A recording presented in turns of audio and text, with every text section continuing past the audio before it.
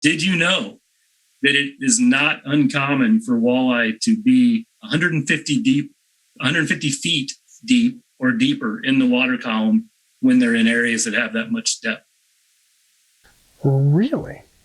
Now, do they eat that deep? You would say they have to be, right? Because they're spending some amount of time there. It's not just like a passing through deal. It's they're there and they're there for a while. So let's talk about this. So let's say, because most of Lake Erie we don't have 150 feet, but let's say Lake Huron, where you definitely do.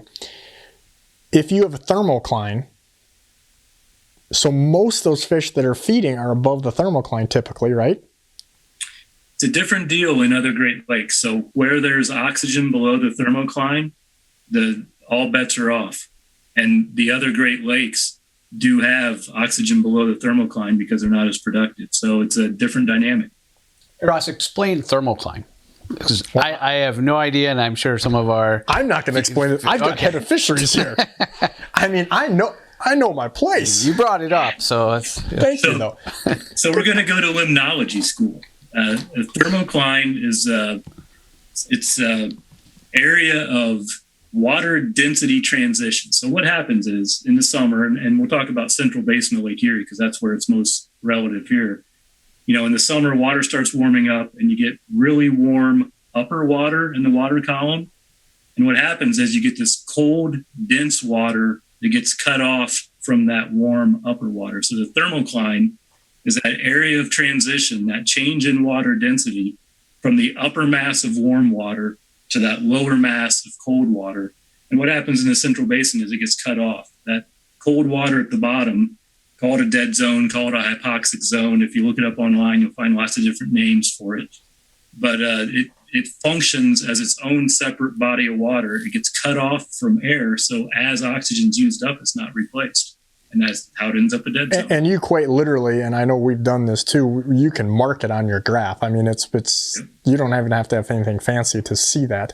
But did you know that, you know, that a lot of times down east when you hear guys, what are they doing? You know, maybe it's not even necessarily a depth thing, but like things like segmented lead core.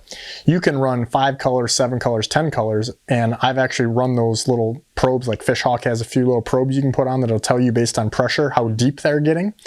And 5 colors and 10 colors won't be any different in depth because that water is so dense that it literally doesn't allow the lures to penetrate. And that's why when you look at down east, you know, central basin, eastern end, western end of the eastern basin, these guys are using, you know, like copper line a little bit, but for years, I mean, longer than me and you've been doing this, wire line.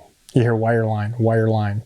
And that can penetrate that thermocline because there are, like you said, there are places down there where occasionally you get some fish that are below that, a higher thermocline, and that's where the bite's at. I mean, some could say that thermocline's denser than Ross appears to be at times. That was, I figured you weren't going to go there. That was a good one. But I thought producer guy was going to go there. That was a good one. He's quick. He's quick. You mentioned something. That's good for an old guy that's nearly balding and not that good at fishing. That's pretty quick. I amaze myself sometimes. I'll give you on that one. That's a clap.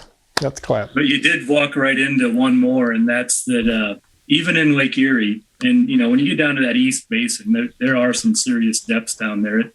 It gets over 200 feet deep down in the eastern end of Lake Erie. But when you look at the fish that we had these depth tags in, that we know where they were in the water column, and this isn't how deep a water they're inhabiting. This is how deep they are in the water column. And 50 to 80 feet down is very common. It's very normal when those fish are down there in that area of the lake that has so deep water.